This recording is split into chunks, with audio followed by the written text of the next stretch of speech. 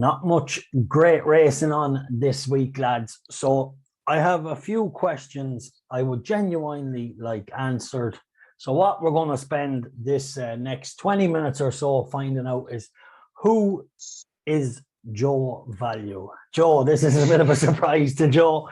But anyway, I like to just hit them with something with the start of the podcast. We never discuss what we're going to talk about. However, Joe Value, give us a little insight into Joe, where you've came from, how you've got involved with racing in particular, but more national hunt racing was always your thing.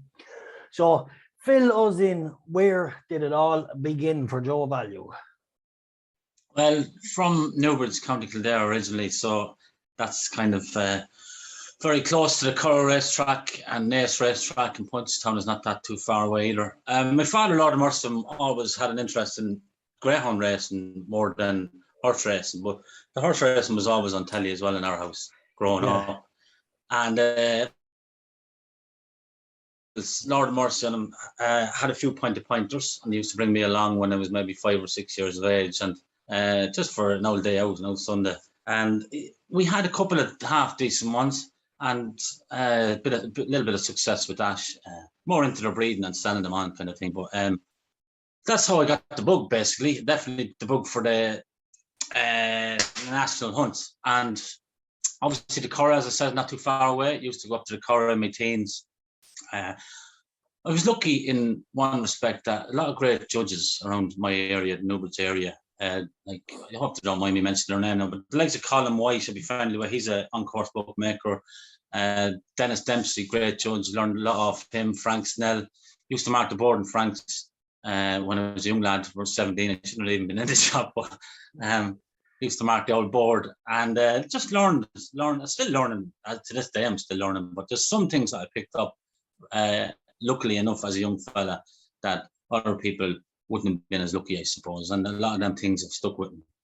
Well, tell me this then. So from obviously you're getting bitten by the bug while being around the industry, as you said, then becoming friendly with some bookmakers and judges, and, then your dad having a few horses. But how does Joe Value then go from that young lad into then just want to follow the sport and enjoy the punting side of it next then, rather than sticking with the bookmaking side?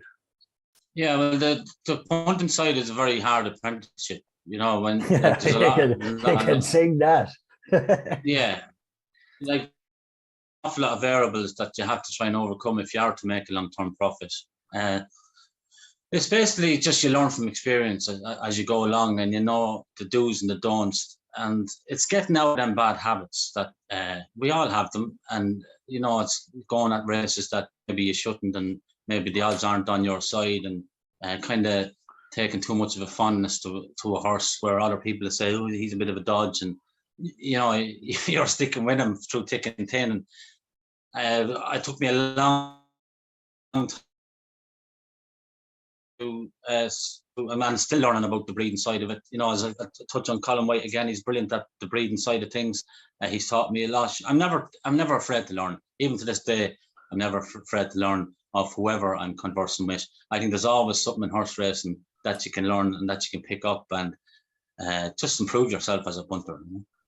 Yeah, definitely a hard game. So tell me this then. Give us an old story. I see you like going to Cheltenham. You've been going for years. Give us one of your fondest memories of Cheltenham, or one of your fondest punting stories, or maybe just going to some certain meeting, or maybe a day you had a great day, and then maybe if you want, finish it on a bad day.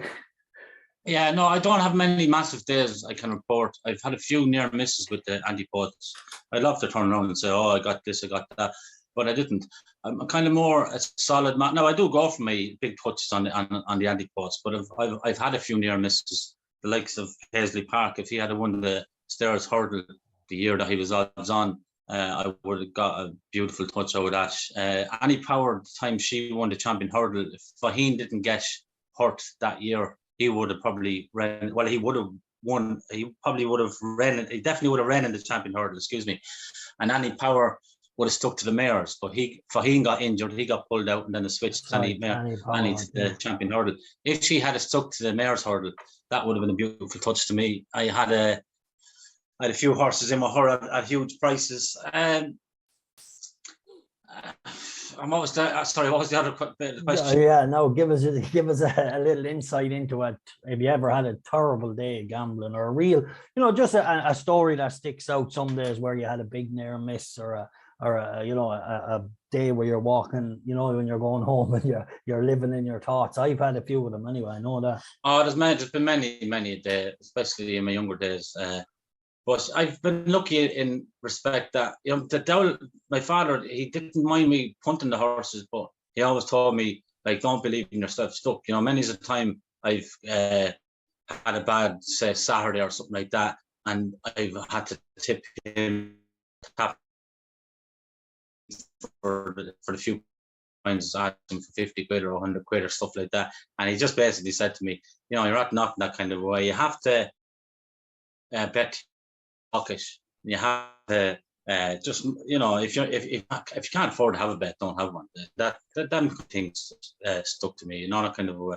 Yeah, no, that is something, lads. Just apologies for Joe's connection. You're just coming in out there, Joe, but look, it's not too bad. We'll keep kicking. Yeah, no, absolutely. I think every young punter goes through that phase when you're on the under attack. And you're going after it and you want to make it happen. Everybody's guilty of that. Tell me this: if you were to have your last fiver on a horse, your back was to the wall, out of all the great jockeys of the last 50, 60 years, who would you have on it? Adrian Maguire. Adrian Maguire. Well, he tried hard for you anyway. He definitely tried hard. Yeah, he's just he kind of really, like, I had the bug anyway, but in the 1994 era when he was fighting out the jockey's title with Richard Dunwoody, I was absolutely fascinated with that, and I just really loved him as a jockey. And he used to ride for David Nicholson horses. I used to follow them. I just loved them really, and stuck with them. And it's just unfortunate that Adrian never got a champion's title, a jockey's title, because he really deserved one. Yeah, it wasn't for the want to try, and Jizz, he gave every horse a ride. He really did. He tried. He's absolute hard. I remember watching some thrilling finishes with him through the years. Absolutely exciting stuff. I think there was one big finish as well between a few of them in the Arkle or the Champion Chase or somewhere. Yeah, it was Viking Flagship, Mark's Son, and Deep Sensation, the greatest races of all time. Just fascinating stuff, Really, I got hooked out with that kind of era, if you know what I mean.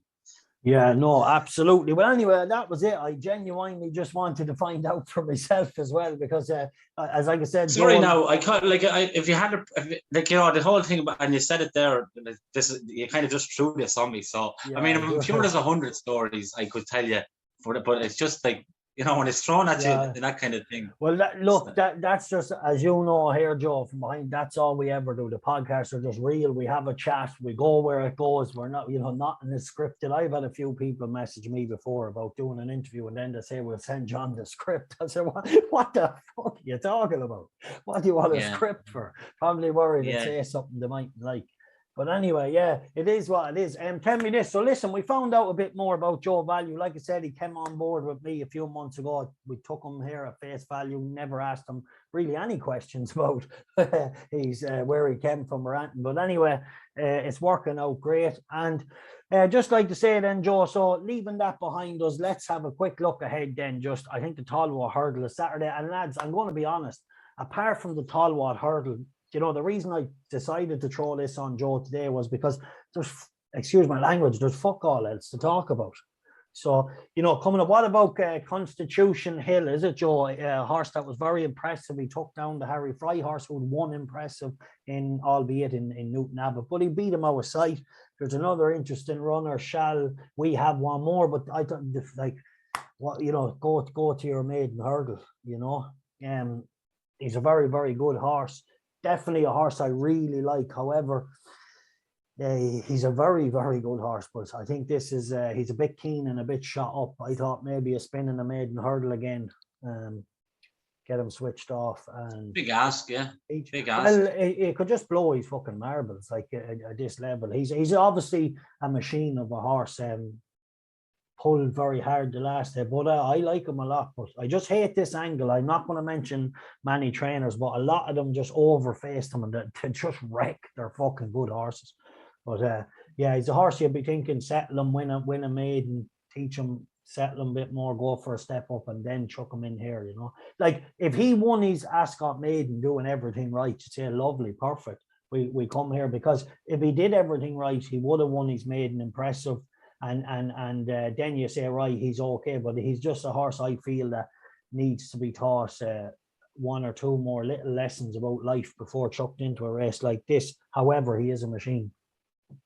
Yeah, no, I'd agree with you. It's a big ask, and you're not just taking on any ordinary novice. That Constitution Hill looks an absolute machine, as a fella says. But look, if they think it's worth having a shot at, I hope it goes well for them, and I hope they don't, as you say, ruin the horse. I hope they don't sicken them.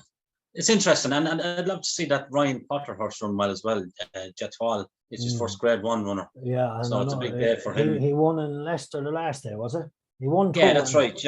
Yeah, he won in Chepstow, and then he won in Leicester. So it's a big step up. There's no doubt about it. They're taking on what the Hendersons believe to be, will really shake up the Cheltenham markets. This horse wins impressive. I'd say he go favourite. Yeah. I'd say he go favourite. If he wins handy again, he goes favourite. He definitely goes joint favourite with John Bond, and then the third favourite, Sir Gerhard, will just push out a little bit further maybe. But I'd say if it just started Constitution Hill, if he wins impressively again, sure. Look, what he done to Mai Tai, and Mai Tai is a nice horse, as you know. What he done to him, I know he was getting £7 off him, but what he done to him, on his first run of the year, as well. It was like a switch button stuff. Like, he just pulled him out, asked him, and then boom, gone. Kind of way. And it's not often you see that, especially going up a hill like that in Sandown for a horse having his first run, and his jumping was very accurate and all that. You couldn't fault him. It'll be interesting now. The one little slight niggle, I suppose, if you're going to jump in at 1 to 3, it's going to be heavy ground. How's he going to be suited to that? We don't know, but it'll be very interesting to watch. As you say, for races, there's interesting races are thin on the ground, it looks like this weekend. Yeah, well, this is the only one that I was like interested. I went through a few others. I couldn't really come down. Like I was like, what will we talk about? And then one other interesting angle. I think Hardline runs in a handicap on Sunday. That's about another maybe interesting. I'll be interested to watch. I went through the cards. Nothing really excited me at all. But this is every January, though, Paddy, as you know yourself. This is every January now. All the big horses were out there last week. Yeah, so we got spoiled. Exactly. We got spoiled over Christmas. Yeah, no, very interesting. Best of luck to Ryan as well. I know Ryan. I haven't spoken to him in a long time, but I know him and often hung out with him around the Cheltenham area in my time over there. Yeah, no, shall we have one more? Really love this horse. Mr. Glass has been winning. Hard fought success the last day, but I think he won snug enough at the line, although it was hard fought for most of it. Oh, the Jamie Snowden horse, that's all right. Gino, he underestimated in Cheltenham, got the job done. Yeah, do you know what? It's the thing about it is a small field as always for this race, but definitely you're going to find out something, because if he can smash the likes of Mr. Glass, that's all right, Gino, and shall we have one more? And even the Ryan horse as well, Ryan Potter's horse. So if he can smash these, he's definitely going to be, shaking up that betting market.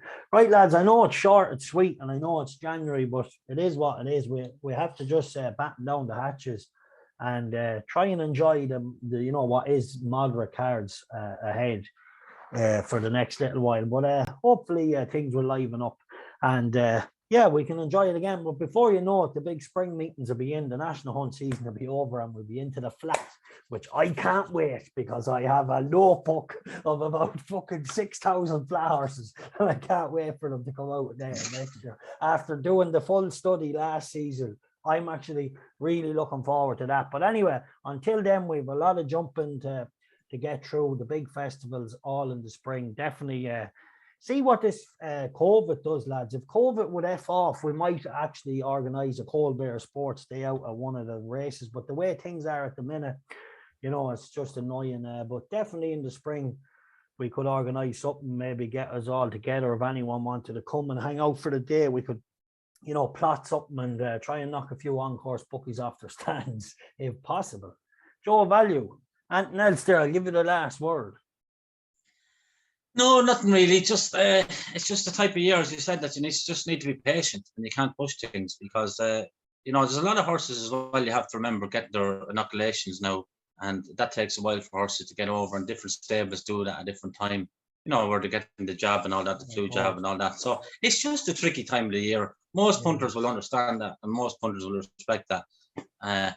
You just have to just play a little bit cute for the time being, but don't be worrying or don't be panicking. There's going to be plenty of times where we can get stuck right in, and we will, of course. But you just have to be a little bit patient at the start of January. That's the same as it was since racing has started. You know, there's nothing changing. There's nothing surprising with it. It's just the way it is. But you know, you'd be hoping, like, for Cheltenham wise, and there is a couple actually Saturday now that I think of it that I will be interested in, but we'll just have to dig a little deeper. I can't say a whole lot about them today because we might be interested in them in a different way. But you know, you just have to be patient and don't, you know, respect the game, and if you can keep doing that, you'll be fine in the long run. There's no doubt about that. Yeah, no, there's going to be big, exciting times ahead in the spring. Really looking forward to the big. Well, even not well before that as well. Like, it's only just like the next. Well, you have February. You have February as well. Is going to be bringing some big racing. You'll have a lot of horses then getting their final little prep for the Cheltenham Festival. Now you have it. The first few weeks in January are always quiet. It's always just you have to get on with it. They have to throw meetings on. Horses have to run. You know, but that's it. You get to learn this as you go along, and you respect it, and you don't blow your bank for the first 2 weeks in January. You just take your time and respect the game, and it'll come right, as it always does. Right, lads. Be patient as always with your staking system, and we will crush. Right. Hope you enjoyed. I don't know what this is. I think it's episode 4 of the Wheelbarrow podcast. But anyway, thanks, Joe. Look, sorry to throw the personal stuff on you. But no harm digging a little deeper. And it's hard to think when it's thrown on you like that. It's very hard. I mean, there's so much that I could say now that's coming into my head. But tonight, you'll wake up in the morning and you go, "Just I wish you could have done that tomorrow." Anyway, look, it doesn't matter. That's, like I said, I genuinely wanted to just ask the questions myself as well, as I never did. Right. Okay, lads, take care. God bless. Cold Bear Sports. You know where it's at.